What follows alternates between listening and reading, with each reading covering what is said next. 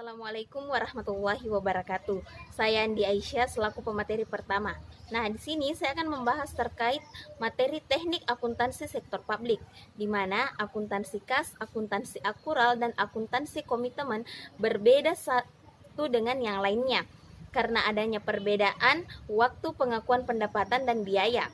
Nah, dalam hal ini pengakuan pendapatan pada dasarnya terdapat dua langkah yang mempengaruhi pencatatan, yaitu proses pengidentifikasian, proses pengukuran, pencatatan, dan pelaporan transaksi ekonomi keuangan dan entitas sektor publik yang dijadikan sebagai informasi dalam rangka pengambilan keputusan pada organisasi sektor publik, di mana organisasi sektor publik yang dimaksud meliputi pemerintah pusat, pemerintah daerah, partai politik, lembaga swadaya, masyarakat, yayasan, institusi pendidikan dan kesehatan, serta tempat peribadatan. Nah, selanjutnya adalah fokus pengukuran. Akuntansi sektor publik adalah salah satu jenis akuntansi, maka dalam akuntansi sektor publik juga terdapat proses pengidentifikasian, pengukuran, pencatatan, dan pelaporan transaksi-transaksi ekonomi yang terjadi pada organisasi sektor publik. Nama saya Rismawati, NIM 1828000003. Nah, langsung saja di sini saya akan menjelaskan sedikit tentang akuntansi anggaran. Teknik akuntansi anggaran merupakan teknik akuntansi yang menyajikan jumlah yang dianggarkan dengan jumlah aktual dan dicatat secara berpasangan, yaitu double entry. Akuntansi anggaran merupakan praktik akuntansi yang banyak digunakan organisasi sektor publik, khususnya pemerintahan yang mencatat dan menyajikan akun operasi dalam format yang sama dan sejajar dengan anggarannya. Nah, adapun tujuan utama teknik ini adalah untuk menentukan peran anggaran dalam siklus perencanaan, pengendalian, dan akuntabilitas. Nah, alasan yang melatar belakangi teknik akuntansi anggaran adalah bahwa anggaran dan realisasi harus selalu dibandingkan sehingga dapat dilakukan tindakan koreksi apabila terdapat varians atau selisih. Namun akuntansi anggaran lebih menekankan pada bentuk dari akun-akun keuangan, bukan isi dari akun itu sendiri. Nah, salah satu kelemahan teknik akuntansi anggaran adalah bahwa teknik ini sangat kompleks, akan lebih mudah dan lebih komprehensif apabila akun-akun yang ada menunjukkan pendapatan dan biaya yang dianggarkan. Wassalamualaikum warahmatullahi wabarakatuh. Bismillahirrahmanirrahim. Assalamualaikum warahmatullahi wabarakatuh.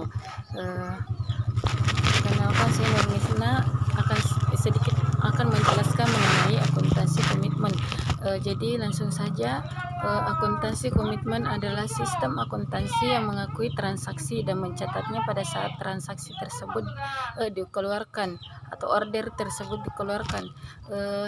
Akuntansi komitmen dapat dilakukan bersama-sama dengan akuntansi kas dan akuntansi akrual. Akuntansi komitmen mengakui transaksi ketika organisasi tersebut dilakukan. Hal ini berarti transaksi tidak diakui ketika kas telah dibayarkan atau diterima. Tidak juga ketika faktur atau tidak juga ketika faktur diterima atau dikeluarkan, akan tetapi pada waktu yang lebih awal, yaitu ketika order dikeluarkan atau diterima. Jadi tujuan utama akuntansi komitmen adalah untuk pengendalian anggaran, agar manajer dapat mengendalikan anggaran. Ia perlu mengetahui betapa besar anggaran yang telah dilaksanakan atau dikeluarkan jika dihitung berdasarkan order yang telah dikeluarkan, dengan menerima akun atau faktur yang telah dibayarkan atau dikeluarkan. Ia dapat dengan mudah menghabiskan anggaran. Tentu saja manajer yang teliti akan tahu bahwa akun-akun yang tidak memasukkan order yang tidak dikeluarkan manufaktur belum diterima dan karena itu ia membuat catatan sendiri agar ia tidak melakukan pemborosan anggaran.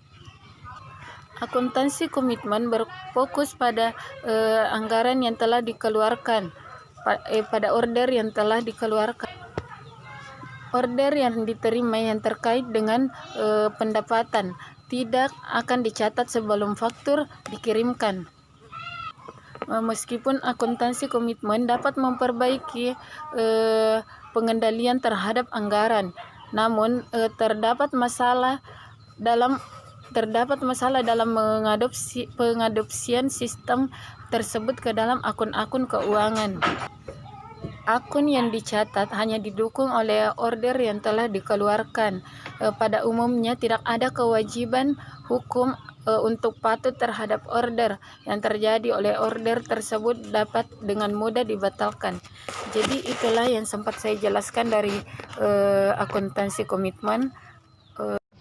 Assalamualaikum warahmatullahi wabarakatuh. Saya Nisa Runisa akan menjelaskan teknik akuntansi sektor publik, salah satunya yaitu akuntansi dana.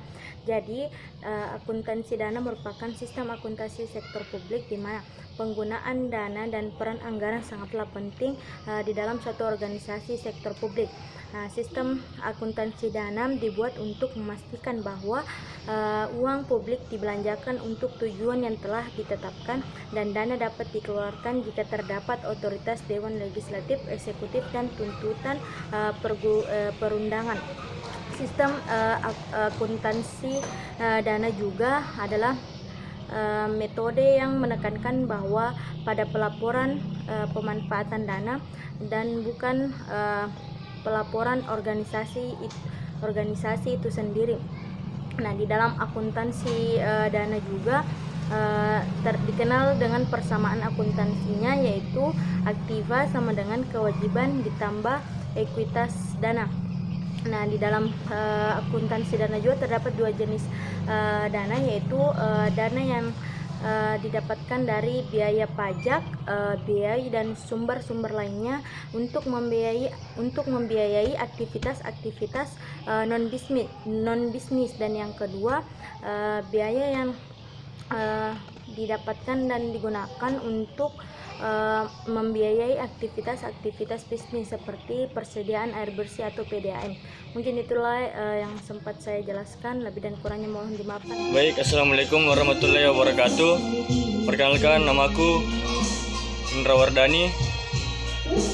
Saya akan melanjutkan materi dari pemateri sebelumnya, yaitu akuntansi kas. Penerapan akuntansi kas, pendapatan dicatat pada saat kas diterima dan pengeluaran dicatat ketika kas dikeluarkan. Kelebihan cash basis adalah mencerminkan pengeluaran yang aktual, real, dan objektif. Namun dengan demikian, GAAP tidak menganjurkan pencatatan dengan dasar kas karena tidak dapat mencerminkan kinerja yang sesungguhnya dengan kas basis. Tingkat efisien dan efektivitas suatu kegiatan, program, atau aktivitas tidak dapat diukur dengan baik. Sebagai contoh, penerimaan kas dari pinjaman akan dicatat sebagai pendapatan, bukan sebagai utang. Untuk mengoreksi hal tersebut, kebanyakan sistem akuntansi kas tidak hanya mengakui kas saja, akan tetapi juga aktiva dan hutang yang timbul sebelum terjadi transaksi kas. Namun dengan demikian, koreksi semacam ini tidak dapat mengubah kenyataan bahwa pada setiap waktu obligasi yang berdasarkan bentuk kontrak atau order pembelian yang dikeluarkan tidak tampak dalam catatan akuntansi. Konsekuensinya adalah saldo yang tercatat akan dicatat lebih. Hal ini dapat menyebabkan pemborosan anggaran. Assalamualaikum warahmatullahi wabarakatuh. Saya Umu Utia selaku pemateri ke-6 akan memaparkan materi ialah akuntansi akrual. Akuntansi akrual diyakini dapat menghasilkan laporan keuangan yang lebih dipercaya, lebih akurat, lebih komprehensif dan relevan untuk pengambilan keputusan ekonomi, sosial, dan politik. Basis akrual diterapkan agak berbeda antara proprietary fund dengan governmental fund, karena biaya diukur dalam proprietary fund, sedangkan expenditure difokuskan pada general fund. Expense adalah sumber daya yang dikonsumsi selama periode akuntansi. Pada governmental fund, hendaknya digunakan modified accrual basis. Expenditure di accurate, tetapi revenue seperti PPN, PPH, dan fee dihitung pada saat diterima kasnya. Salah satu pengecualian adalah proprietary tax (PBB) yang di-accurate karena jumlahnya dapat diestimasi secara lebih pasti. Pengaplikasian accrual basis dalam akuntansi sektor publik pada dasarnya adalah untuk menentukan cost of service dan charging for service, yaitu untuk mengetahui besarnya biaya yang digunakan untuk menghasilkan pelayanan publik serta penentuan harga pelayanan yang dibebankan kepada publik.